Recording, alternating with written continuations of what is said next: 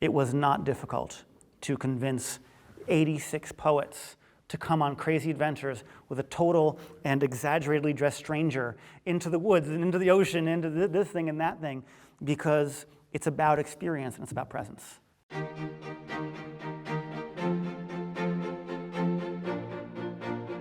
B.A. is a very talented photographer, and the fact that he set upon this with such diligence. The National Portrait Gallery has taken one of these editions, but you're taken in. I'm a photographer. We live in another medium that people are very fond of saying is becoming less and less relevant and is boring and is less important and anyone can do it. Poetry exists in its world in the same way that photography exists in its own.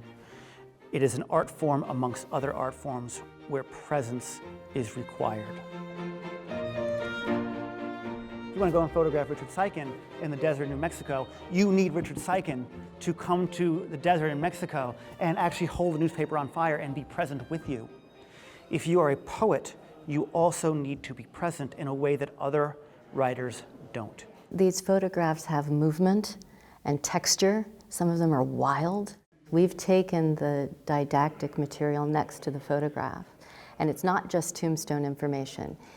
It's a connection to the photograph. So you have the poem and the photograph and the story and the poet, and you're looking at the image, and it's a perfect melding of the two mediums. I love the connection between the art forms. It's especially exciting here at the U of A, especially exciting because of the Center for Creative Photography, because of the Poetry Center. We have these two really prominent and exciting cultural institutions.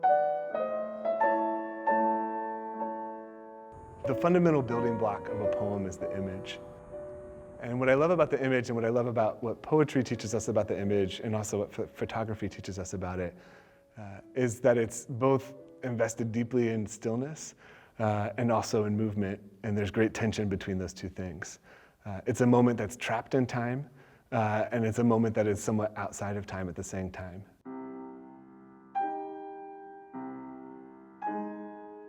I started as a hobbyist when I was in high school, and on a high school photography club, like everybody else, I think. I got my first job working as a photographer for the then fledgling New York Sun. It is now defunct, that's not my fault. But I started professionally when I was 18, which was a while ago. In 2015, I think, I got pretty sick and had to have a bunch of surgeries. And I had a very, very long recovery period. It was terrible, it was psychologically terrible, it was physically terrible, and I was in a lot of pain. And I was sitting around saying, I need something to do, I need a project. And I had always been a poetry lover. When I was in high school, I actually used to not sneak in, but I'd go in early in the day and I would write out poems on the blackboard in the English classrooms. And I basically inflict poetry on the various totally uncaring high school masses of Long Island. There's a difference between when you're doing stuff sort of as a receptive journalist versus when you're trying to create something that's more of an artistic endeavor. In an effort to get people to look into each other's eyes more, and also to appease the mutes, the government has decided to allot each person exactly 167 words per day. I always been a poetry lover, and I realized, well, you know, after 15 years of journalism, I've gotten good at tracking people down.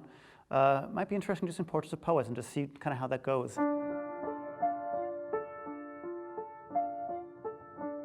There's this sort of classical idea of this guy wearing a tweed jacket with pockets, and he's white and he's male.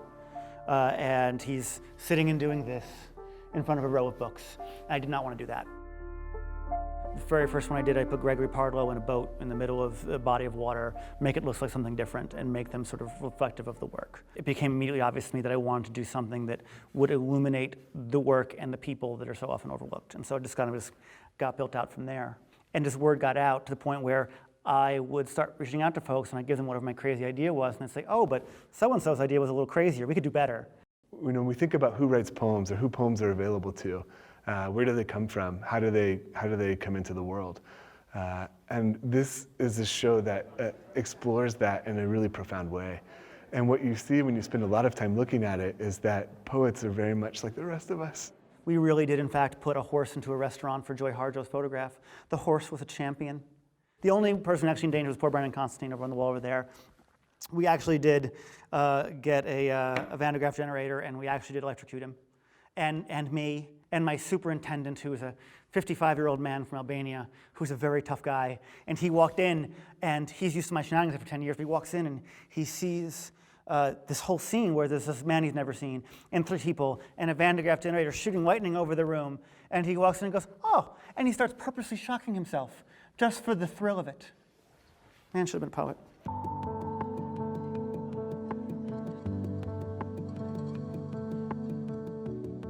There's a number of images that exist there that are very closely tied to the way that I have experienced my own life, and were chosen for that.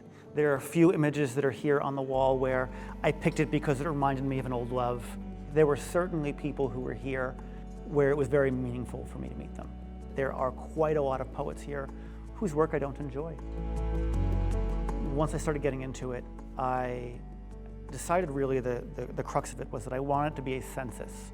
There is this renaissance in poetry right now. There's a lot going on. We're in a very strange cultural moment right now where the what I consider to be important values of poetry and the idea of expression of empathy and that kind of thing are very, very important. This show feels like a giant welcome mat to me in some ways. It's beautiful, it's evocative, it's wild, but it also is a way in. And I hope people will see it that way when they come experience it. Oftentimes I think people come into galleries and they may be put off or they don't understand the subject matter. And this is a real effort on our part to not only collaborate with our colleagues on campus, but invite the public in to be curious. There is sort of the history and the institution of this place. The 2 exhibitions that were up before me were Richard Avedon and Ansel Adams. That is a meaningful thing. I can't begin to express how deeply, in the literal sense of the word it is, how humbling it is.